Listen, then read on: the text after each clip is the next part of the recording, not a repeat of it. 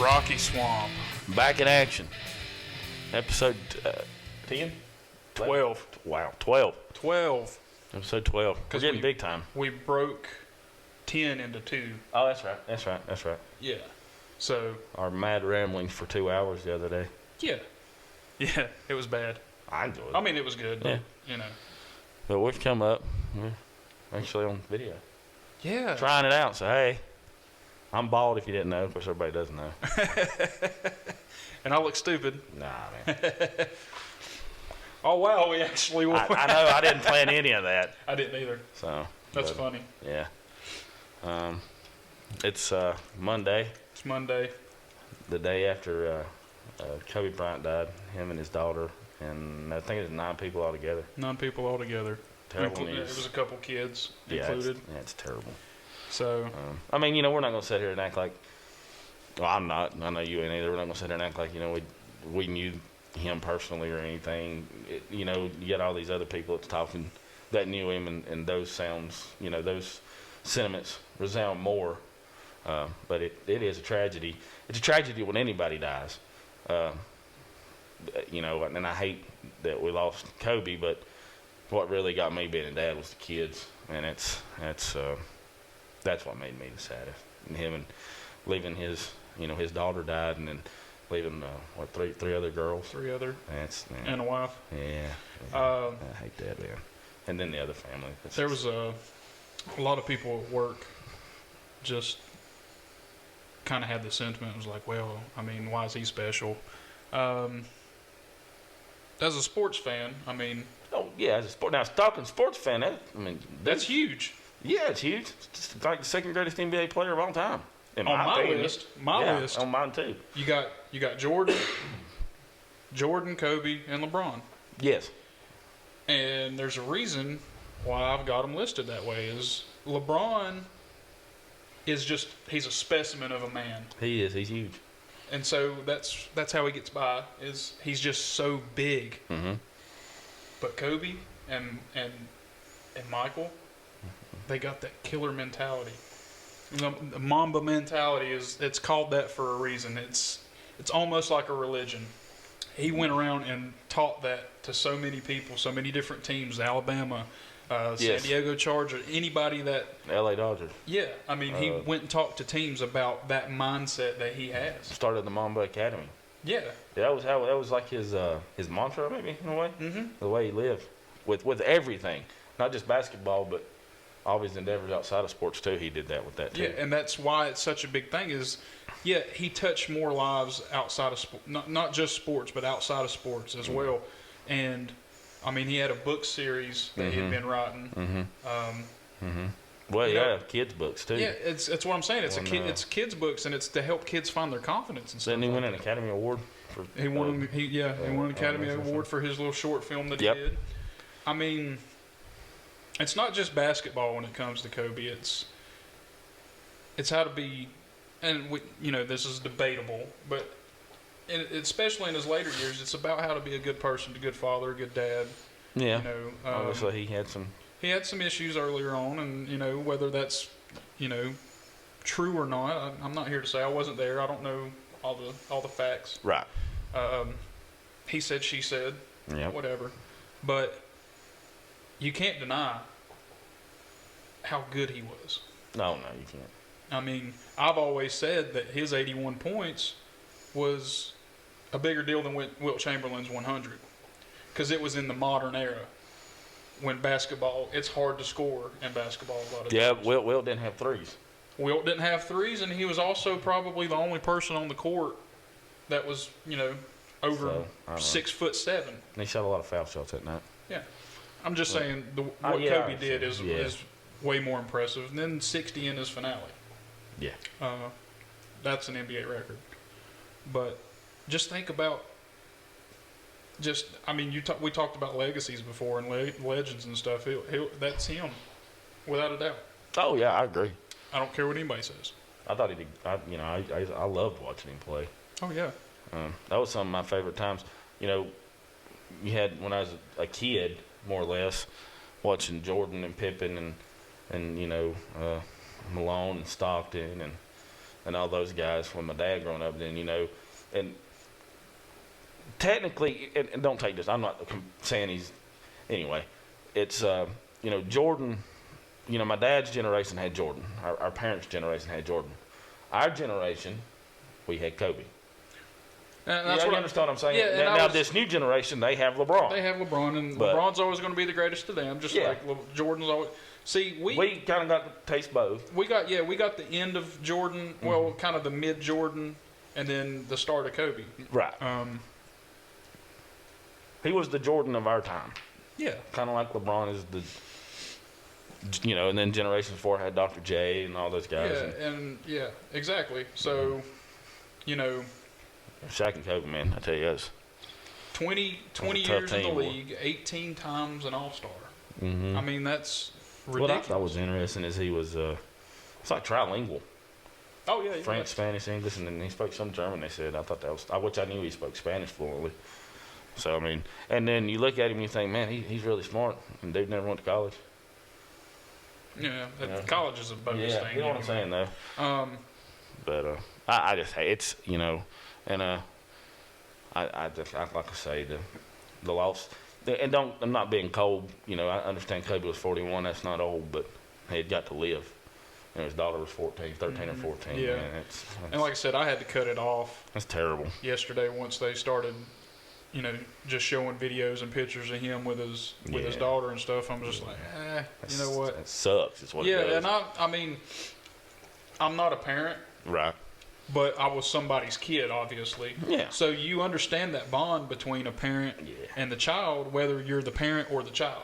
Yeah. You understand it. So just to see how they were like interacting with each other, you could tell that they really loved each other. Yeah, it was terrible. And to even think about what was going through their mind while it was happening, I couldn't imagine. I've tried not to. Yeah, it's. But I mean, his legacy's there. Oh yeah, no, without a doubt. And that's why it's such a big deal. Like everybody's like, "Oh, people die in accidents all the time. Why is he special?" It's because he touched so many people's lives. Yeah. Whether it be a musician or a sports star, well, whatever. Talking about that, I remember how upset you was when Dimebag was murdered. Yeah. Well, there's, you know what? Because he meant a lot to you as in your music. Yeah. And people might look at him and think, oh, you didn't know that guy. Yeah, you may not personally know him, but it doesn't mean they haven't affected you personally. They have an influence on you. Like, right. That was the reason why I started playing guitar, and that's, just like people started playing basketball because Kobe. They watched Kobe, and they said, I want to be like that guy. And guess what? Some of them might have got out of some really bad situations because they were able to start playing basketball. Yeah. Well, you look at the NBA now, a lot of those guys, the young guys that's in the NBA, that's who they had was Kobe. They looked at Kobe just like Kobe looked at Jordan. Yeah, you understand what I'm saying? Yeah, so, and that's why you see I didn't see the players' reactions till earlier today. With the 24-second violation. Not just that, just seeing how upset people were, like in shoot-arounds and stuff. Yeah. And Dr. Rivers, man, he was tore up. Yeah, and that's how you know that you're a good person is like when you finally go. That many people, you inspired that many people, you touched that many people that, they feel obligated to go and set flowers down for you or just to gather and, just remember. I mean, that entire city ate out of his hand. Oh, yeah. I mean, he brought so much joy to that city with all those championships and stuff, and I mean, there's something to be said about that. I mean, yeah, you're not supposed to put that much stock in letting a championship affect your life that much. But when you're a diehard fan, man. When you're a diehard fan, man, that's the way it is. So, I mean, and it says something about his loyalty too. He could have went and jumped all these teams when the Lakers wasn't good, but he stuck it out, and that's something that you don't ever see anymore as a player staying with a team for 20 years. Nope. I mean, that's loyalty. That's trust in his, front office and stuff. And I understand it, but he never once went ring chasing. That's exactly right. So I have respect for him for that. That to me, that spoke a lot. Yeah. And we may, is Tom going to leave New England? I don't know. I hope not, man. Whether you're a Patriots fan or not, you don't want to see. Like back in the day, you didn't want to see Joe Montana playing for Kansas City. No, or Jerry Rice with Oakland. Yeah, Emmett at Arizona. Yeah, I mean, I ain't never been a fan of it. I like it when they stay. How about Charlotte? You know, when they drafted him.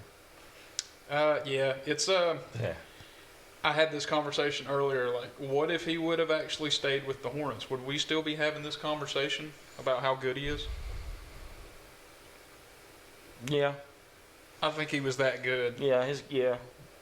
But he's a generational player. Like I don't Jordan. think he would have been with Charlotte his whole career. He Probably would have went not. somewhere else. Probably. But I don't know. It's hard to, you don't ever know. But yeah, I like loyalty. I like it when they stay. I always have. and I understand there's things that happen that allow you not to stay. Or At times, yeah. I mean, some people get happens. traded and you ain't got no. But when yeah, I know what you're saying. I just don't like My dad ring always chasers. Said, my dad always said free agency ruined sports. Yeah, it's basically an open bid market. All it is. Yeah, It's auction. I mean, I get it, but Sell your talents to the highest bidder. yeah, and that's what it boils down to a lot of times is money. But I don't know. Terrible news. It's sad, but Yeah, and like I said, it makes it a whole lot worse that there was kids on Yeah, I board hate and that. stuff. My question is, how did they even get clearance to fly? I don't know how the FAA regulations and stuff are, but I do know the Los Angeles Police Department grounded all their aircraft because it was so foggy. They were waiting for the fog to lift and stuff. And I think that was their call to not fly. But I just feel like the conditions probably I don't weren't know. great to be flying in to begin with. So I don't know the details on that, and I'm not going to pretend like I do. But it just kind of blows your mind when stuff like this happens. No matter, if it's a sports fan or like a sports star or a rock star or whatever, 9 times out of 10 when they look back at it, they go, they should have never even been in the air with those conditions. So, Right. I mean, who's making those choices, it seems like, to me.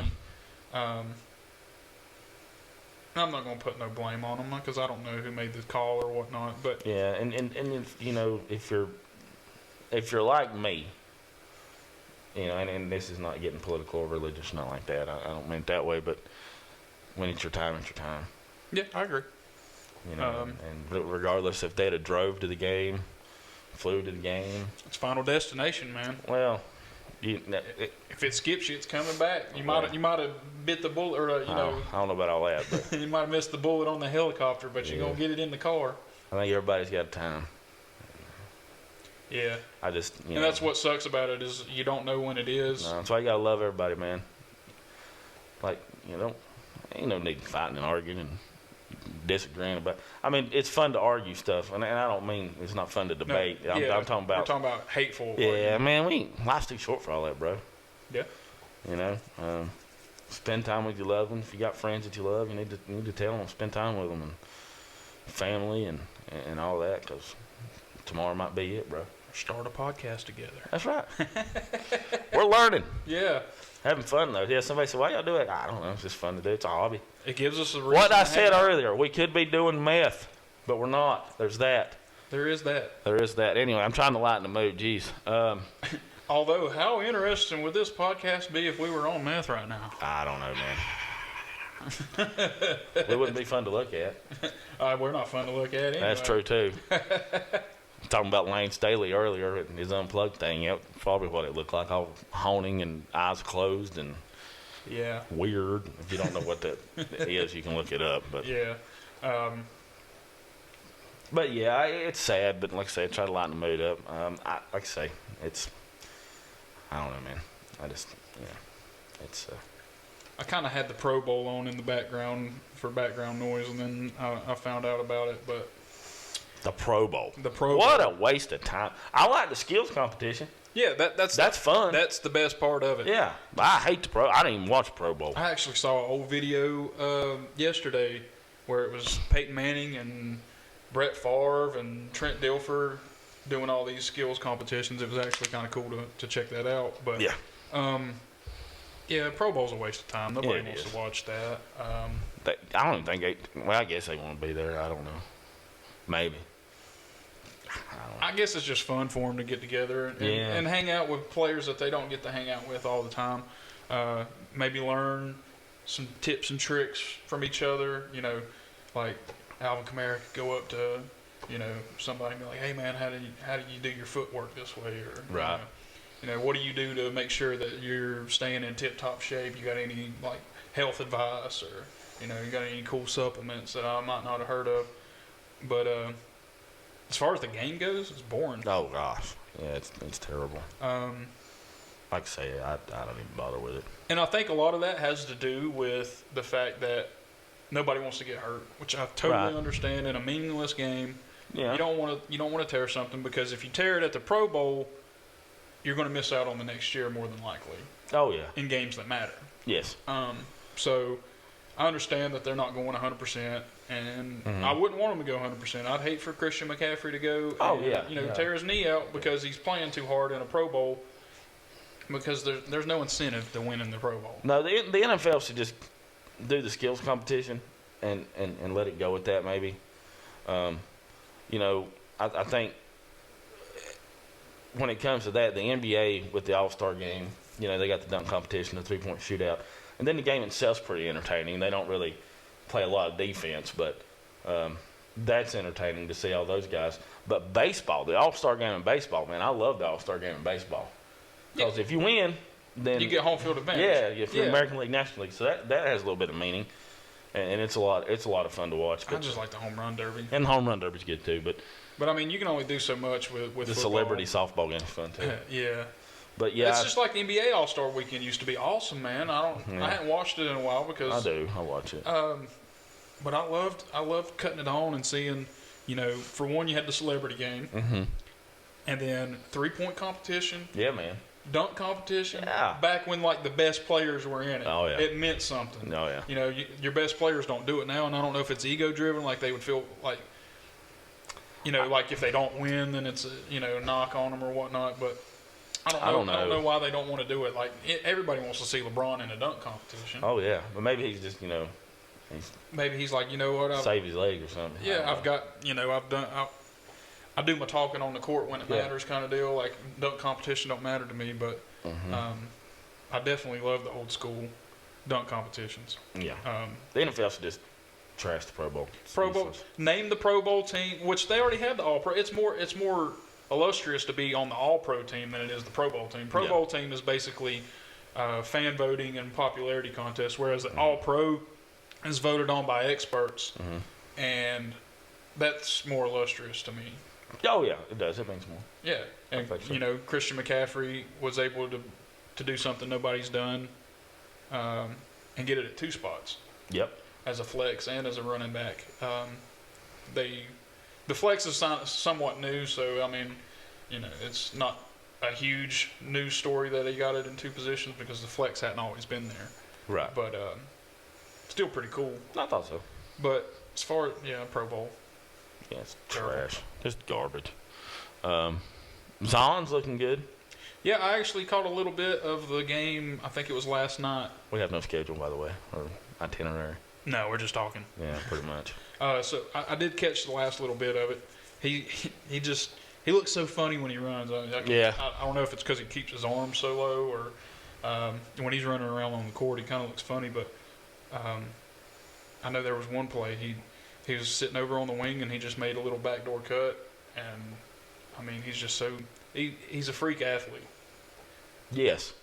But is he such a freak athlete and so big that he's going to stay injury ridden? I hope that he doesn't stay injury ridden. Because he could be that one that takes the torch from LeBron. Oh yeah, definitely. You know, absolutely. You know, and I think right now there's a lot of good young talent in the NBA with him and John Morant. Memphis, and that dude is ridiculous. I love watching John Morant that last year in college. Yeah. Last year, I've loved watching him this year when I've caught him. Man, he's phenomenal. I don't really like Trae Young, but he's good. Yeah. Yeah, there's a lot of good young talent. I think. Oh man, what's his name? Played with Zon at Duke. It's at the Knicks. R.J. Barrett. Yes, he's gonna be good. He's going to be very good. And I tell you, my favorite player in the NBA right now is Luka Doncic at Dallas. Yeah, Dallas. Yeah, dude can play some ball, man. I mean, they're already talking about how he's going to be the athlete of the decade. Well, he's only like 20. Yeah, so I can honestly say I haven't watched a whole lot of NBA games. Right. Because I was talking about it today. Like, I loved '90s NBA so much. I'm stuck in the past, bro. Yeah, that's my thing. I haven't got with the times on it. You don't I have to. I haven't switched over to the way NBA is now. Right. I enjoy the old school type of basketball. Mm-hmm. I like having a prototypical point guard and center and all that. You know, I'm sitting there looking at it like, why is Kevin Durant bringing the ball up the court? He's too big to be a point guard. You know, it's just, or you know, when LeBron runs point. Mm-hmm. You know, it's just weird to me because I'm used to watching little John Stockton and Muggsy Bogues. Muggsy Bogues and stuff like that. Like each position was set, like it had its specific, you know, things that it was supposed to do. Like your shooting guard had, you know, that was the same thing on every team just about. Right. Like their responsibilities. Well, if you could build a team, build a starting five, past or present, who would you put on it? Oh man, I would go. I mean, you got to have Shaq. Shaq's got to be your big man. That's my favorite big man of all time. Oh yeah, I think it's Shaq, obviously. And now I ain't gonna go through position wise because it's changed so much. But yeah, anybody can play any position. Yeah, Shaq would be in there. You know, Jordan, Kobe, LeBron. You gotta have him. He has to be in there. And then, like, if you're gonna say he's like a point guard, anybody can. Yeah, and there's so many good old point guards. And then probably just because he's one of my favorites of all time is Charles Barkley. I love Charles. I just like, man, you talking about a killer mentality? I mean, he didn't call it the Mamba mentality, but Charles Barkley played, man.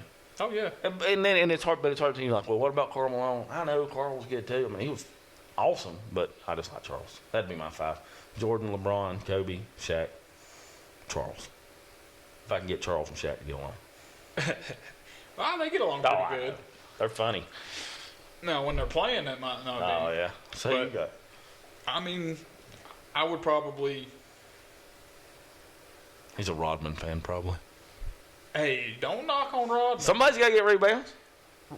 Rodman was so integral to those Chicago Bulls teams. You ever watch that 30 for 30 on him? I don't think I watched that one. It's really interesting because when he's in San Antonio, they couldn't really control him. David Robinson is very intelligent. Obviously went to the Naval Academy and all that, but he didn't have the, I don't know what the word is, the presence to calm Dennis down. He couldn't reel Dennis in. And then when Dennis said on the special when he went to Chicago, he realized he was playing with the greatest of all time. And he said, if Jordan told me to do something, I did it. I don't care what it was. He said, if I was getting a little bit out of hand, Jordan would grab me, say, hey, you need to, calm your beat down, and yes, sir. Yeah. And listen to it. That was really interesting. His off the court antics, whatever. I don't know, he's crazy, I guess. But that reminds me of an interview that I saw earlier with Kobe when he was talking. I can't remember who he was talking to, but he was explaining when he realized he needed to be a leader. Like, he said, you have to quit worrying about, am I ready, and worry about, are they ready? Well, you got to understand, the kid came in the league when he was 17, 18. Right out of high school. So, I mean, he had to grow up a little bit. Well, yeah. I mean, there ain't no way at 17, 18 years old that I could have done anything like that, Yeah, but that's the way you prepare for games. Yes. Is, that's the true essence of a leader is you don't worry about yourself. You make sure everybody else is right. Okay. And that's true. There's different leadership styles. Yeah, and that's true leadership to me. Yeah, for sure. And same thing with, he was talking about Phil Jackson. Like, Phil Jackson didn't give them any light days. He said these players now, they take rest days. You know, they take it easy in practice and stuff. And he said that's not the way that you practice. That's my biggest knock on LeBron. Not the rest period thing, because Kawhi does that too. But yeah, Jordan, as good as he was, Kobe, as good as he was, they were still coachable. yeah. You know what I'm saying? And LeBron has never. People say, well, he never had an elite coach. Well, you wonder why that is. He runs them all off. Yeah, you know, and I think that says something about the greatness of Jordan and Kobe, Shaq, all those guys. As good as they were, they still were coachable, and that's where we're getting in this day and age now, to where uncoachable kids, when they grow up, you know, whether it be working a regular job. Or playing a professional sport, if they wasn't coachable as a kid, they're not going to be coachable as an adult. And I think that's a problem that we're facing in today's society. We're getting really deep now for some reason, but I do believe that. I think that's a problem. You know, I know when I was a kid, you know, my dad coached my baseball teams. You know, then I had basketball coaches, football coaches, Coach Comer. You know, he was the manager. Man, we got coached hard, and we got yelled at and screamed at. Were we abused? No. But we wasn't treated special neither. I mean, you took your lumps, and, you know, if you did something wrong, you run laps. It didn't matter if your dad, I mean, my dad's made me run laps around the baseball field when I did something stupid, just like he did everybody else. And didn't get no special. No, man. You know, you was coachable. If anything, yes, sir. No, sir. I'll do that, sir. Yes, sir. Or, hey, you know, I don't want you to run this play. We're running this play. And then you did what you were told to do. You were coachable. Yeah. And you did your job. You wasn't bigger than the team. Yeah. It was a team. And now we've run into it, you know, just from watching that QB1 special. Some of those kids that come up, they're not coachable at all. You know, the high school coach. They've been told their whole life how great they are. Yes. And that's a problem, man. They think they've arrived. Yes. And they're scared. It seems like they're scared of competition. That's why they're so quick to leave. Yeah, I can see that. But then, you know, at the end of the day, we don't know what they've been promised. We don't know what these coaches have told them on their visits and stuff like that. Yeah. Whether they've been misled. I mean, was Hutch easy on y'all? Like that. No. Yeah. Hutch. Golly, man. Hutch was hard. Comer was hard. Some people would say that Hutch was a sore loser, but that's not what it is. So he was just competitive. He hated to lose, but he loved winning. Yeah, he loved winning. Yeah. But there's been times where we lost that he wasn't super upset because we didn't do nothing stupid. We gave it our all. But it's still, you know. He suffered the consequences. Yeah, still wore on him. Yeah. I hated running that hill over yonder. But, you know, that's why. That's terrible. That's why I like hard-nosed coaches. Yeah. Because you can get somebody like Jason Garrett who's going to clap and be like, oh, man, it's okay, it's okay. Yeah, it's not. Well, then the players get this mentality is like, you know, oh, I made a mistake. Not a big deal. Coach wasn't mad, so if I make that mistake again, it's not going to be that big of a deal. Whereas you make that mistake and the coach goes over and say like Pruitt got so much flack over, grab somebody's face mask just a little bit. You grab her face mask to get their attention and you chew them out. They think in their head, man, that sucked. And I don't want to make that mistake ever again. Yeah. So they do things to correct it because, one, they disappointed coach. Yep. And no player wants to disappoint their coach if they care. If they respect it. If they care. And two, I mean, it's just nobody wants to make mistakes, period. You shouldn't. You shouldn't. You should never be okay with making mistakes unless you learn from them. Exactly. You can't make the same mistake over and over. Right. You know, I want to see, you know, watching Florida, somebody makes a dumb mistake, Dan Mullen gives them an earful. That's what it should be. Not it's okay, we'll do better next time. No. He does a mix of both. At times. Yeah. There's love. And it has to do with the player, too. Sometimes you have to approach it different. Some players don't. It's just like with parenting, too. And like I said, I'm not a parent, but I can watch from afar. You got to Sometimes tough love's needed. Yeah, you got to know the child that you're disciplining and what they respond to and what they don't respond to. Some players are not going to like you to yell at them. That's just the thing. And that might just be simple as coming over and talking to them and being like, hey, talk to them as a normal person, but still be firm about it. Right. And I always did better, like in school. If I had a really strict teacher, I did better. Yeah. A lot of times the teachers that people didn't like were my favorite ones. Yeah, yeah. And that's just, because if my teacher was lax, boy. Woo. See, I always did better being challenged. Yeah, if you were relaxed, man. Hey, you ain't good. You ain't good enough for this. You ain't getting nothing out of me. So yeah, I don't. Yeah, it's.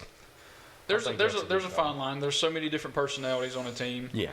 And that's what makes you a good coach is being able to find their lines and not cross them. Just kind of tiptoe up to them. Yeah, I think Dabo's done a good job of that too. Like I said, I'm not a Clemson fan by no means, but I think Dabo does a good job in knowing. You can tell that he loves his players, but also he's not scared to make them ride the bus back. Right. I can't remember who they were playing, but that kid started throwing punches on the field, and he made them ride it was either equipment bus or the manager's bus back while everybody else got to fly home.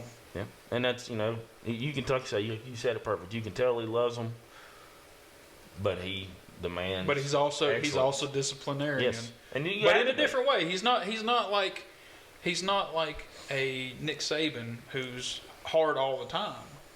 It seems like. Right. Yeah, that's what you're saying. I mean, it's hard to explain. Yeah. Because we're sitting here talking about how tough Dabo is, but in a different way than what Nick Saban is. There's little nuances there to where. Well, and now with Saban, to me, Saban comes off not anything bad, but he still has the old school mentality of coaching, kind of like Bear Bryant would have had. Really, really, really, really hard all the time, and then that one moment he's nice, it means everything. Yeah. You know what I'm saying? It's kind of like old timers, a lot of old timers, and just in life, men in general, they didn't say I love you. Yeah. They, you knew they did, but they decided to do it through action instead of verbalizing there was it. Yeah, it never shows softness to a sense. Yeah. Always got to have the veil up. You gotta be hard all the time. Yeah, and that was their generation's idea of a man. I mean, my God, they won World War II, so I got nothing to say against them at all. So. Greatest generation. Hands down. Absolutely hands down, in my opinion. Just not when it comes to sports. Well, yeah, obviously, but no. Did you see everybody saying, I mean, it's been a week now or so, where Daniel Cerrone, people were trying to say he took a dive, like lost on purpose to Conor McGregor. Have you seen any of that? I didn't see any of that. I didn't actually watch the fight either. Because for me, like that fight lasted, 17 seconds? I think it's 40. 40 seconds? Yeah. Less than a minute, though, right? Mm-hmm. You paid how much for the pay-per-view? I don't know. It's probably $50. I'm not sure how much it was. Yeah. But I refuse to throw money away like that. I get it when you throw big parties. Hey, everybody shows up, throw $5 in on it, whatnot. Yeah. But I don't do that a lot. Yeah. So I would have to order it myself, and I'm not spending that money to watch a 40-second fight. So with that said, and I'm going to see it on Facebook the next day. You think the Super Bowl ever goes to pay-per-view? No. Because of the commercial money? Yeah, the commercial money, and it's just, why would you be able to watch every game all season and then have to pay for the biggest one? I don't know, man. I think they could. You think they would make more money with a pay-per-view than maybe at first? Because I don't know. The fans of the teams probably. I mean, some people would, I guess. But, yeah. I mean, I would not pay it. No, I mean, if my team's not playing, I'm not going to pay for it. Yeah. So they probably would lose money doing that. I would think so. But that's interesting to think about. Yeah. And that's one thing that I don't like about the UFC is they have so many pay-per-views. It's every weekend now. Yeah, I remember when we were watching it pretty hardcore, back when Tito Ortiz and, Iceman and all them were fighting. You got one every couple months. Yeah. There wasn't as many fighters either. Right. So, they had to give them time to recuperate and stuff. But there's so many fighters these days, and plenty enough people to fill a card. Yeah. That they can do it at least once a month. Yeah. And that's not part of my income that I want to. I think the last fight I actually paid money for was it wasn't even UFC. It was Triple G and Canelo, the first one. And after Triple G got robbed, I'll not do this again. Yeah, that's the thing, man. That if you're going to charge money, the quality's got to be there. And I mean, I get it's fighting, and you have no control over when somebody gets knocked out, whatnot. Right. That's why I feel like at least the football aspect of it, you're going to get your money out of it because you're going to get a full game. Yes. Usually. That's why somebody made the argument, because I was talking about how I don't pay for pay-per-views and stuff because I feel like it's a waste of money. And the guy was like, well, you pay for football tickets. Like, well, I know I'm going to get a full game out of it at least. I'm not going to show up, pay all this money, and then halfway through the first quarter and be like, all right, it's over. And honestly, now, talking since you brought that up, not only in an SEC game, right? You're paying for the game, yes, but it's a whole different experience. Oh yeah. From watching, like this year, watched Carolina and Wake Forest at Wake Forest. It doesn't compare. The excitement, the atmosphere is not the same. To where if you go, like you've been a bunch, I've been some with you. You go to Tennessee and it's Florida versus Tennessee, man. That's a different animal. God bless. Yes. I mean, I remember over there when you beat us for the first time in 12 years. I mean, we left. There was couches on fire. People going crazy. Yeah. I thought I was going to die. Cars overturned, which is kind of it was a car that they were. I mean, it was bought to do that with, but yeah, my exactly. goodness, But man. it was crazy. Yeah, people think I'm crazy when I say that place was off the chain. It was off the chain. And then the first year we went, we parked right there beside them dorms, and that's the year for some unknown reason they put Will Muschamp on the loudspeaker. Yeah. And those people were throwing beer at me when we left. Yeah. Remember that? Yeah. So people, you paid for that, man. It was fun. I had a blast. But it was it's a different experience. So that's why you pay. I've always said I'm not a materialistic person. If I'm spending money, it's usually for a ball game or a concert or something of that sense. There's nothing like live being there. Well, you can see it better on TV. Everybody says it. You can't feel it. That is a very good point. That you might start seeing these stadiums kind of downsizing because they're not able to fill the stadiums a lot of times. Especially for one, the level of competition sometimes is not there. Like, a lot of people's not going to go watch Tennessee play East Tennessee State. Oh, yeah. Just because. Yeah. But also, the reason why college football was so popular in the 80s and the 90s is in order to watch your team play, you had to go. Right. There wasn't all these multi-million-dollar TV deals where every big game's broadcast. So people are like, well, you know what? The prices are pretty high. I'm going to have to spend all day on Saturday going to the game, watching the game, coming home. Mm-hmm. And it might not even be that good of a game. I could have just stayed home and put a better game on. Right. So it's one of those things where that might start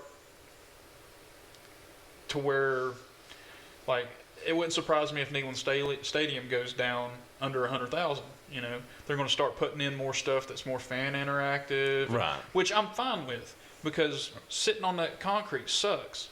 If they went down 20,000 seats, but everybody's got this nice seat to sit in, to make the fan experience a little better, I'm okay with that because right at this point in time, who cares how many people you sit in the stadium? Yeah, there for a while it was a big deal. It was a big deal. Like, we got to have the biggest stadium, but it's not that big of a deal anymore. I personally don't care if we have 102,000 people. Yeah. I would rather have, and they would say, well, crowd noise. No, trust me. At some point, the crowd noise, it's still going to be there because you got to think it'll fit 102,000 fans, but if there's only 90,000 fans there anyway, it's going to be just as loud if you take the stadium size down and pack. It's easier to pack it out. So if anything, it might be louder because you'll be able to kind of condense it down, and then it'll be a full house and closer to the field. I don't know. It's just one of those things where me personally as a fan, and I guess it's me getting old, I would like more comfort. More comfort, yeah. Because you've sat on them seats; they suck. Oh yeah. My back hurts by the time the game's over. Yes. Your butt falls asleep. Yes. And I don't feel like standing the entire game either. Now, at that Oklahoma game, there was no sitting down. No. It was you couldn't even stand shoulder to shoulder. You had to turn. It was. And the same thing with that Florida game too. Yeah. It was packed. And then that LSU game was, whoo. But yeah, I think it was wet. I think teams are now, or universities are now, looking into downsizing the stadium. Possibly, but if they're going to start paying people, they're going to have to get that income somewhere. But I think a lot of that's going to be handled with the sale of alcohol. Yeah, that would offset. Yeah, I think it will. Sorry, that would definitely offset. Yeah. So, I don't know. I just hope they bring back NCAA football, man. Oh, they will. I can't wait. I'm so excited. Get an online dynasty going. Oh, yeah. Of course. But, yeah, I don't know. It's one of those things where I'm on the fence about it because I do think it's cool when the stadium's completely full, but that doesn't happen very often. Right. Even when it's a big game, you see that it's not completely packed out. Yeah. Well, it's kind of like, you look when we was. And if you downsize, that's less amount of seats for the other team's fans. Yeah. To fill the stadium, because I'll tell you right now, with that many seats, they can't sell that many seats to just Tennessee fans because, for one, not everybody can afford the prices, and two, it's just people. Tennessee's a big state, so it is. Not everybody's going to get to go. Time. Oh yeah, but every game that a big team comes in that we play, there's tons of fans in one little corner over here and down here, which is the student tickets and stuff. And I feel like, the less amount of the other team's fans are there, the better. Well, yeah, obviously. So, that would help out. I think that would help out with that, too. But shifting gears, I want to ask you a question. And it goes with the times, I guess. I don't know. But how do you feel about the transgender sports competitions going on? Like, how do you feel about a high school boy, and this happened, they actually ran a special on ESPN. How do you feel about a high school boy, genetically born boy, male, transgendering into a female and competing against females? There's also a UFC fighter now that was born male that's trying to compete as a female. How do you? I know how I stand, and I'm sure you probably know how I stand on this. I'm pretty sure we probably stand together. How do you feel about that? I feel like it just needs to be their own division. So you think just have a transgender division where if you're a male trying to be a female or a female trying to be a male, that's it? Well, no, it has to be the one, like you have to have the division where it's a male going to a female and a female going to a male. Just because. I don't think so. Whatever's on your birth certificate, that's what you used to compete at. Well, it's one of those things where, if you want to say you're this or you're that, I don't have a problem with it. But once you're starting to compete against what would be considered the opposite sex, there's a problem there because biologically, it's not right. I mean, Well, Sarah McMahon, she's a girl. She can out wrestle both of us. Yeah, but we're not that caliber. trained. I got you. We're not that caliber of athlete. So I don't think I don't like it at all, man. Oh no, I mean there's a reason why the transgender male to female are setting world records is because they've had. Yeah, you should not. I listen to I watch a lot of Joe Rogan, and he's a big proponent of this, where they've been given the ability to have testosterone in their system. That's a natural testosterone in their system for years, and they've benefited from that. They've gotten bigger, they've gotten stronger because of the testosterone, and then all of a sudden they're a female and they get to beat up on females. That's not right to me. No. It's completely absurd. And it just like weightlifting competitions. Yeah. Obviously they're going to be setting records, and that's not me saying women can't do what men can do and blah blah blah. But there are certain biological facts that you can't ignore.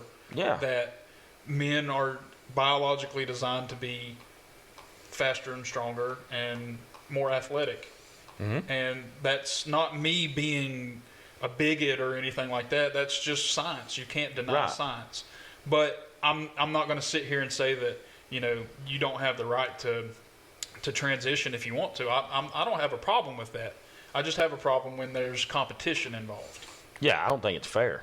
Yeah, that's where I stand on it. Like, I don't have a problem if you're a female and have felt like a male your whole life and you want to transition, or vice versa or whatnot.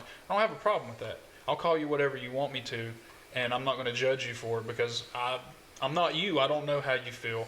I'm not going to judge you on that. But to let somebody who was biologically born a male transition to a female and then go beat up on females, that's not good. Yeah, run track. Cool. Yeah, run. Obviously, all they're of it. setting. Yeah, all of that. Yeah. There should be no competition between. So, what do you think the Olympics are going to do with it?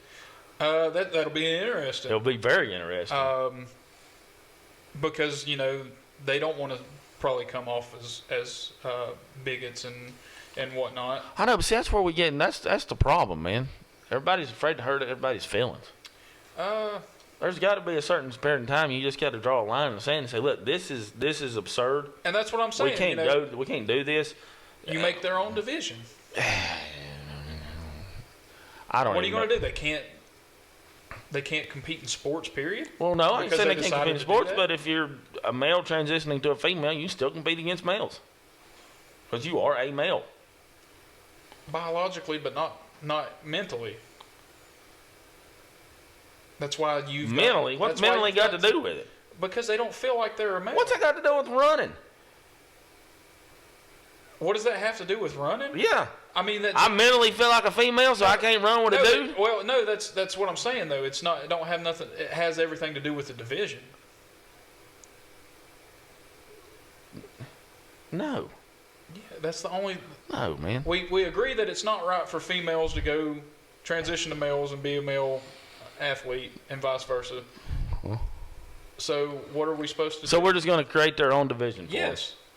Well, so then when it comes around to where I'm an alien, we're going to create a league for people that feel like aliens and cats and dogs and lizards?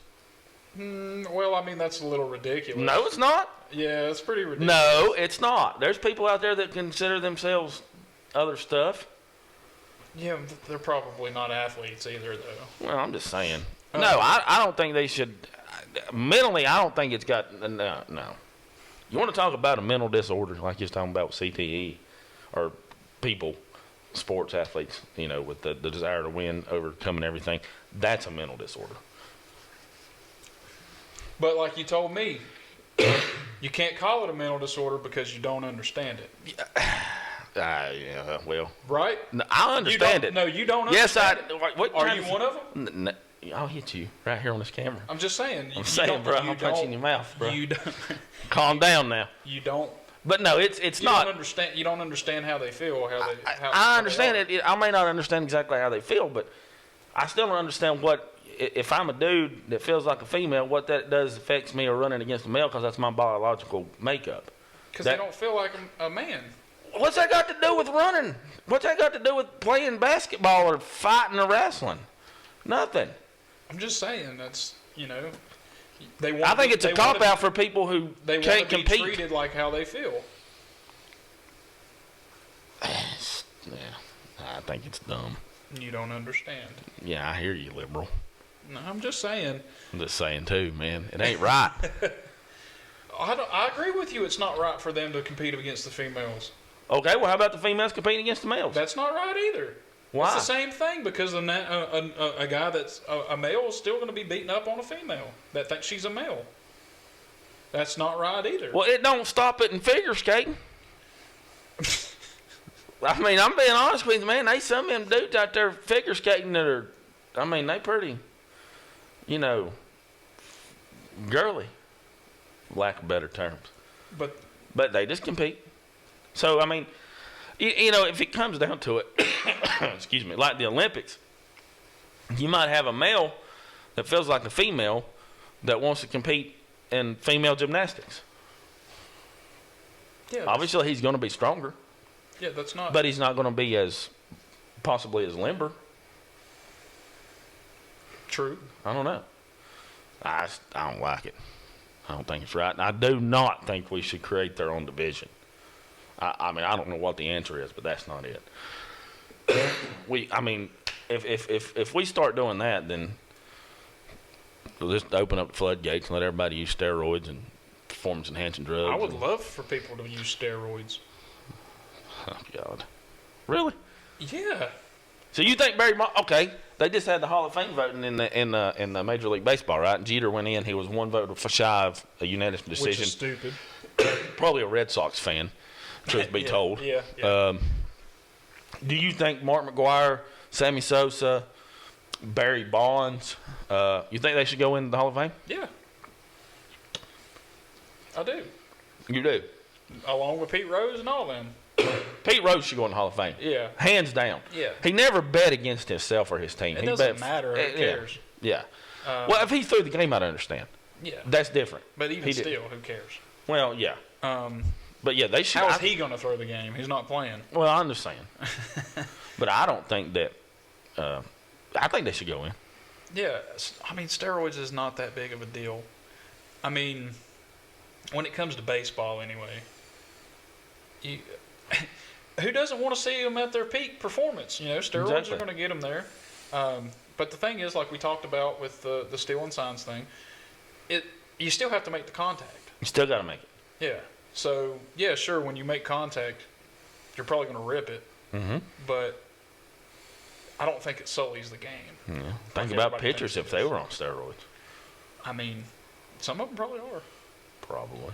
Roger Clemens should go in the Hall of Fame. Yeah, for sure. I just don't see the big fuss about it. I don't either, but it all goes back it's to the whole honesty and there is. Listen. In sports, if it's okay, this just like Tom Brady and the Patriots. He's a cheater. Listen, man, everybody.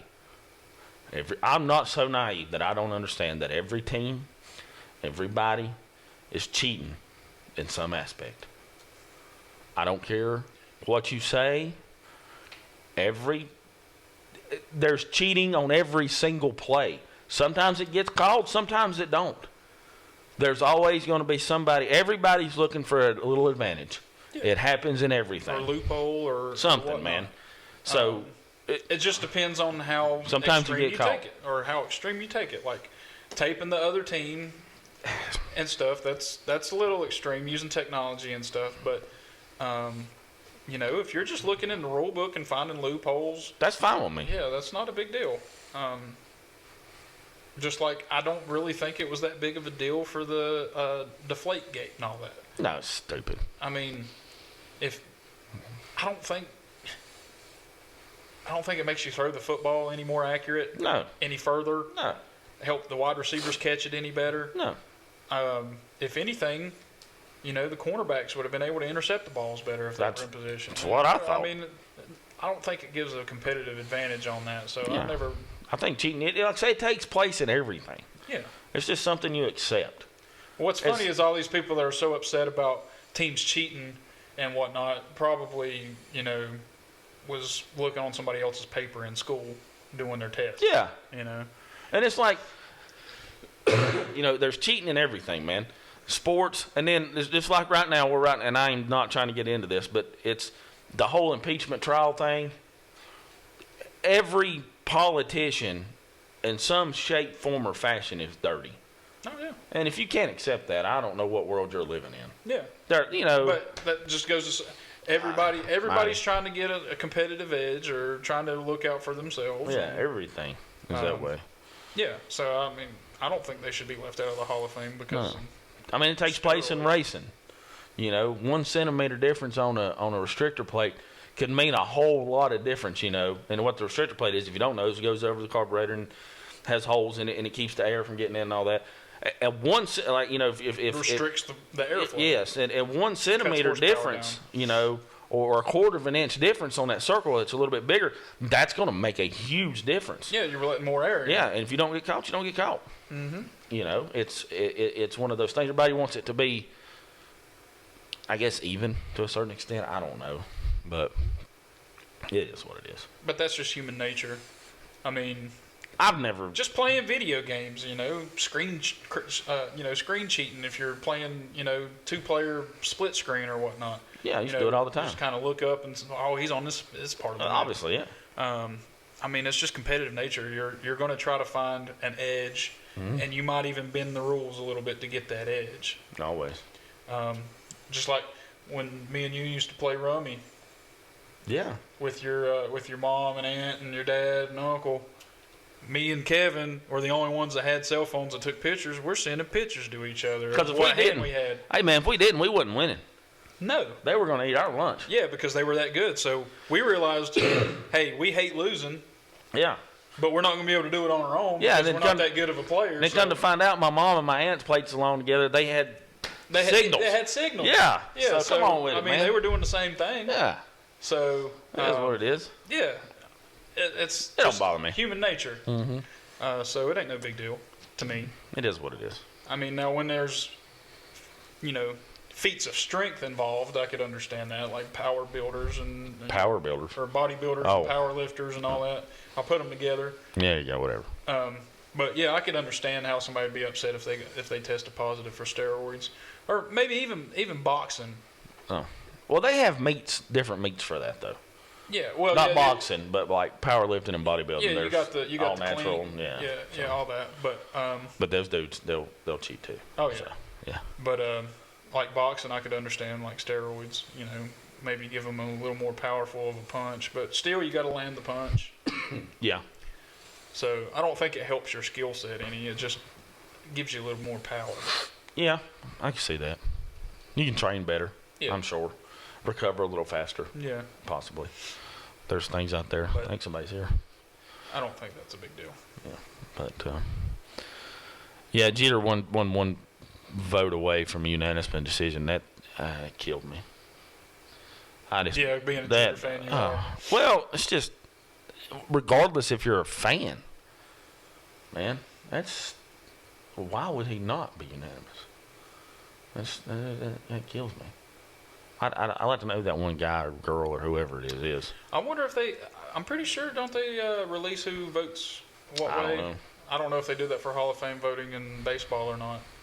But I'm not sure if it's anonymous and it never gets, put out there unless the person says it. Yeah, I don't know. But I know, like with college football, like the coaches poll, they'll release what coach did. What their top 25 was or whatnot. Mm-hmm. So, and then you know who the board is for the playoff selection committee or whatever it's called. Yeah. Who's the chairman? I think Frank Beamer's on it now. This upcoming year, he's going to be on it. I did see his name on it. I don't remember who the other guy was. I can't remember who the chairman was. And there was a guy at work. It was like there's a bunch of people that are athletic directors at schools that don't even have a football program. I'm like, well, they're trying to keep it unbiased. Yes. So that makes sense. talking about unbiased, do you like it when your announcers are unbiased? Or do you not? I would like them to call a game on, both sides. Just call the game as it is. Like, just be a fan of the game that's going on, not necessarily of a team. And I think, Troy Aikman does a good job of that. I think Tony Romo is a great announcer. Yeah. But if they were, just up there talking about, obviously calling one-sided because they were Cowboys, Yeah. it would definitely turn me off of them. Oh, yeah. For sure. Speaking of that, I saw Mel Kiper's, he came out, I guess it was this past weekend or something like that. His, Draft board? yeah, draft board, that's the word. Couldn't think of the word. Obviously, Joe Burrow's number 1. Oh, yeah. Chase Young, I think, was number 2 to Ohio Washington. To Washington. Tua was going number 5 to Miami, possibly. Mm-hmm. And then who did they say Carolina was getting? Everything I see is Andrew Thomas, the offensive tackle from Georgia. Need an offensive line in Carolina. Definitely need big time. That would be a good pick, I think. Oh yeah, 100%. You think Burrow's going to do good in Cincinnati if he goes there? Which I figure he's going. I don't know.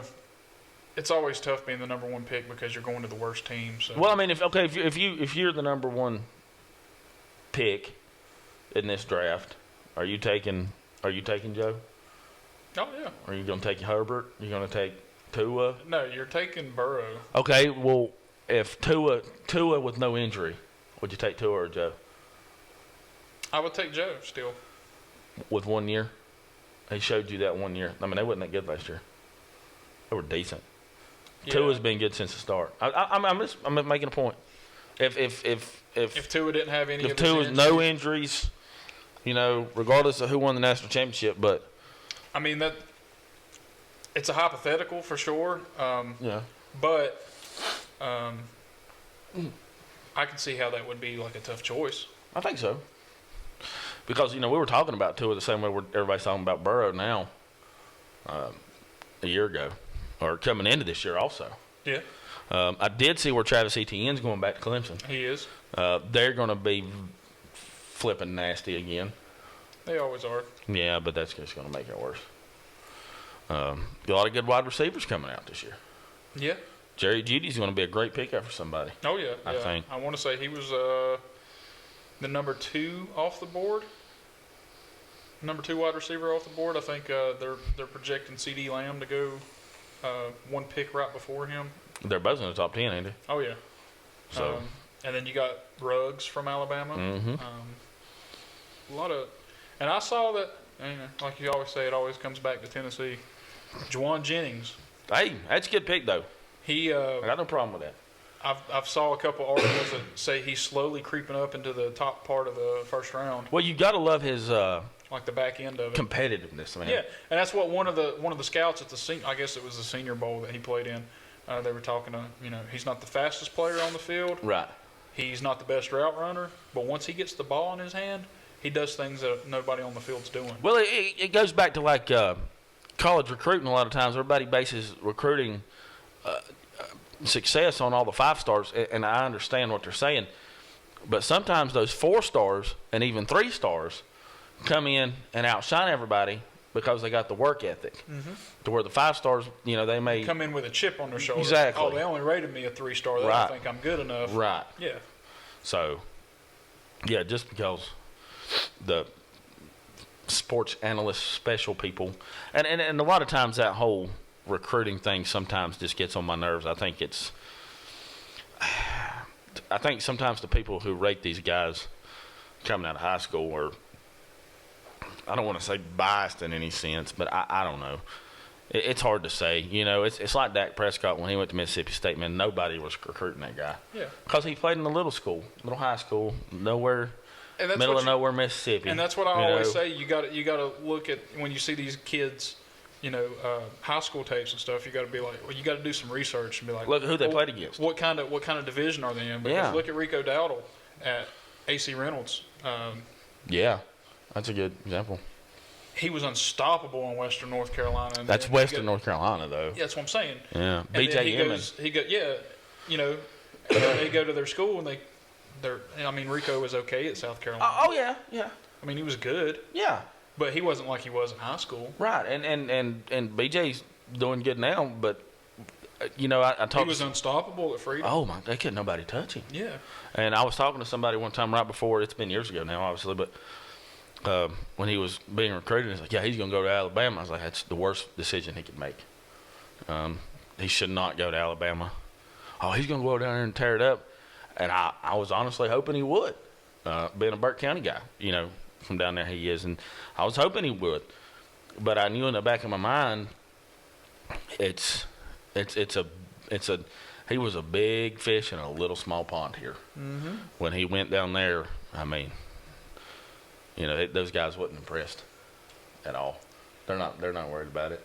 You know what I mean? I think he had some other troubles. And stuff too, but I mean, we're not going to say he wouldn't have been able to start for Alabama. He could have probably years later, but I think he would have fared better somewhere else. Yeah. I know me and Goins at work were talking about it. If he'd went to Virginia Tech, Louisville, Wake Forest, oh man, he'd have been unstoppable. It's like Sage Surratt at Wake Forest, the wide receiver. Mm-hmm. He probably could have played anywhere. But would you hear about him as much somewhere else as at Wake Forest? I mean, he's the man.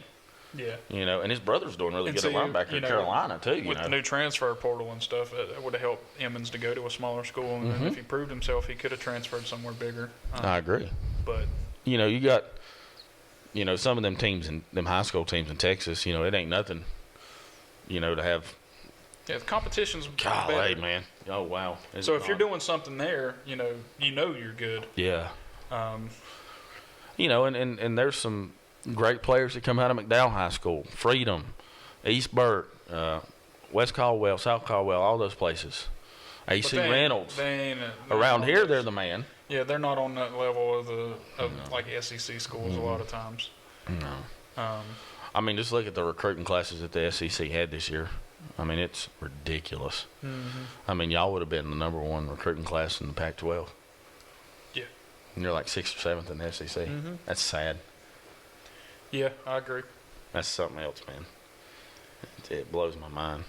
But I don't know. Anyway, any more thoughts for this podcast? I am going to show one thing before we wrap it up. We're going to show one thing. I don't know what it is. I got to find it. No, he's got to find it. With Keith, it's probably going to be something Tennessee, if I had to guess. Maybe. Oh, it looks like he's got some ball cards over there. Oh, yeah, this is cool. Boom. Kobe Bryant rookie card. Really? Yeah. His stats on the back are from high school. Oh, wow. Rookie card. Don't you wish ball card trading was as big as it was when we were young? It is. You should look it up. That stuff is ridiculous. I'm telling you, look it up. Well, I mean, it's so expensive now, though. I know, but it's a huge thing right now. You gonna sell Kobe's rookie card? No. Why not? How much does that thing go for? I don't know. I hadn't looked it up. I bet it's a whole lot more now. That's terrible. I wasn't trying to be mean. But anyway. I remember when I was a kid, everybody was like, man, I need to find a Jordan rookie card. Those things were a hot commodity back in the day. Yeah, they still are. They're still worth a lot of money. But used to, I mean, it's big, but it's not as... I'm telling you, those cards are a whole lot cooler now and a whole lot more exclusive. You could get a card and it be the only card that's made. Really? And it's signed. We should do a special, because I have a lot of ball cards. Yeah. Thousands of ball cards. Yeah, I used to have a ton. I don't know if I got a Yogi Berra, bro. That was my grandpa's and my dad's. Yours. Well, it is now. Yeah, well, yeah, I mean, it's passed down. Yeah. And then I'm going to give it to the girls, and they're going to like, who's the crap? It's not a bear. It's Yogi Berra. Yeah. Where's Boo Boo? Yeah. Yeah. But, anyway. Yeah. Hopefully we didn't scare you too much. Yeah, sorry about the cough. Yeah. But, just recapping, it's Kobe's gone and kind of sucks. Yeah.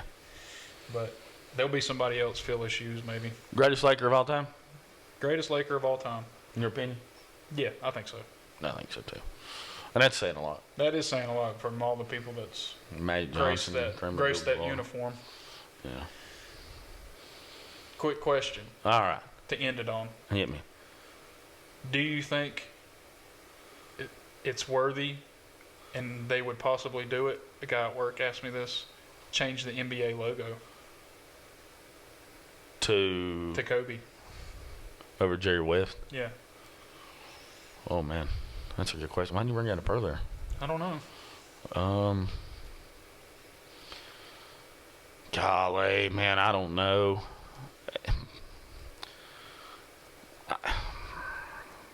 Ponder it. We'll continue this next time. Well, I mean, I don't know. I mean, if you, well, it set a precedent is the only thing. Yeah, I'm that's thinking. the only thing. Like what happens when Jordan dies. Yeah, God forbid. Another person yeah, dies. So I don't know. I think they'll leave it the same. Yeah, But it would be a cool sentiment. Yeah, it would. Yeah. I don't know, man. That's a tough question. Yeah. I don't think. Like I say, the precedents. I don't know that they would want to set that precedent. Yeah. Just, and then that logo's so iconic. Huge. Yeah. It is. All right. Thanks for listening. Yeah. Till next time. Later.